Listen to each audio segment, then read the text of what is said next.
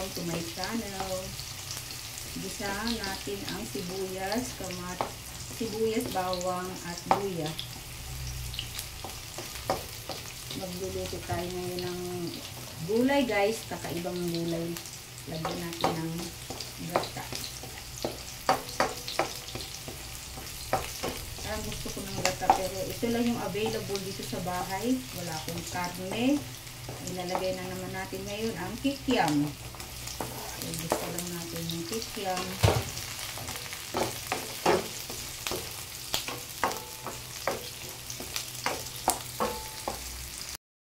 Ayan guys. Ilagay na natin yung pechay.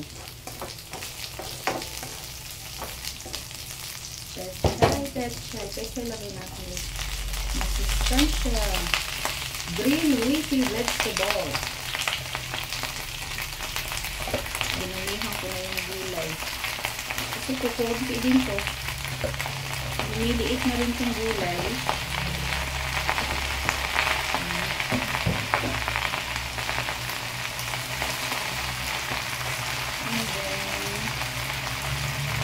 And then, ang susunod natin guys, lagyan natin ng gata. Yun ito.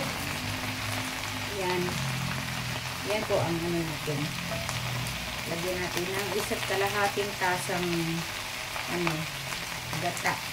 Ito, tinunaw ko na dito guys. Tinunaw ko na dito yung ginataang gulay mix.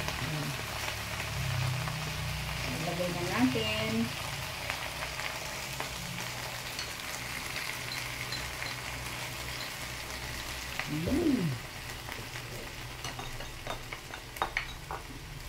Ang bango. Okay. Tapos, timplahan na natin. So, hindi na natin kailangang timplahin guys, kasi may timpla na yung yung ginataang gulay. Nor ginataang gulay, lagyan na lang natin ng paminta. Gusto ko yung paminta. Ayan. Tapos, wala na. Ganun lang. Yun lang ang sahog natin. Wala na tayo ilalagay na anumang hipon o ano. Ready to, na tayo, eat. Pakuluan lang natin to guys. Pagkakulo, ayan. Hindi na. Maluluto na rin yung gulay. Simpleng tipid, tipid tips guys. Kung gusto niyo makatipid ng ulam pero masustansya, yan lang. Gulay lang na ganyan. Wala na kayo ibang, hindi nyo kailangan ng hipon. Kung may pera kayo, dagdag nyo yung hipon sa menu nyo. Haluan nyo ng Ako, kikiam lang. So, first time ko magluto ng ganito, kikiam lang yung hinalo. Yung sahog. So, pakuluan na natin para maluto yung gulay.